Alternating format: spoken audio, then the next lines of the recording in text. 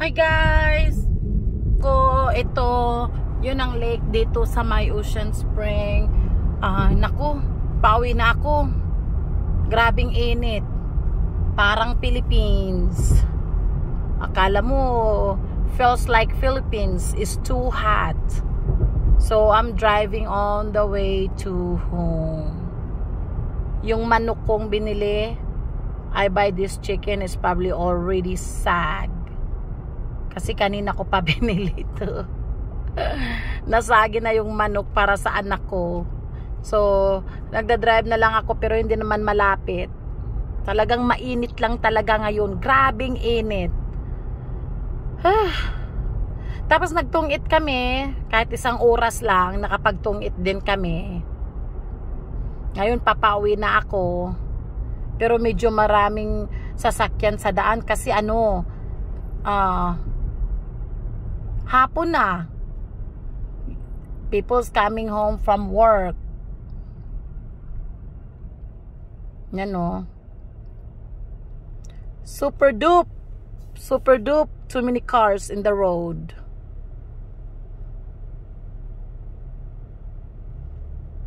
Kaya hinto, takbo, hinto, takbo.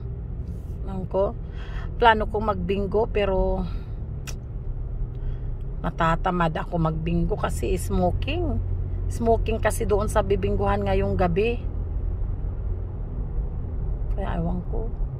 But anyway guys, plano kong umuwi ng Pilipinas sa October. Tapos nag-inquire ako ng ticket from Gulfport to Tacloban. Dadaan sa Cebu. Super mahal. 2,500 just for the plane ticket from Gulfport to Tacloban. Ganun kamahal. They said the reason the ticket is high because the gas is high right now. So I'm not sure if I'm going to go home in October. I might just stay and wait until next year. Yellow light. Pang mag-red.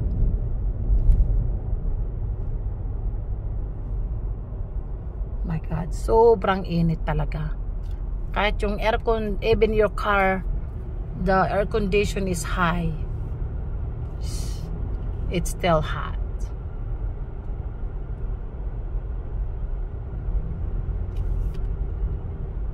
Dadaan sana ako sa bangko. Hindi na.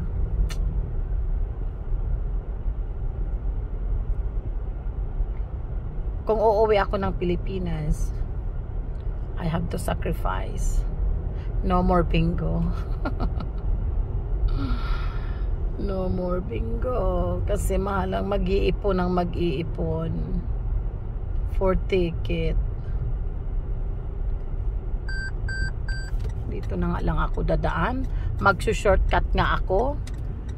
Babagal ng mga tao doon. Dito walang sasakyan oh. Diretso-diretso yung takbo mo.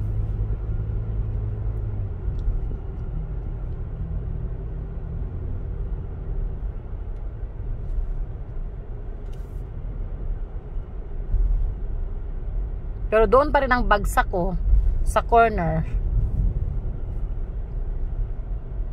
Tingnan mo tong isang sasakyan oh. Walang hinto-hinto. Dire-diretso talaga siya. Lang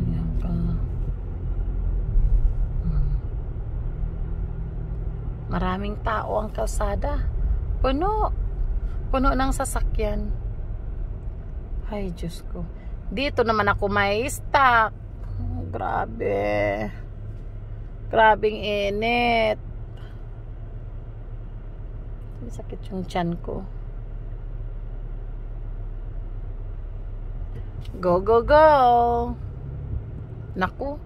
Yung isang sasakyan, naiwan siya. Ano ba to? Takbo na nga. Daming sasakyan. Alright guys. Till here na lang.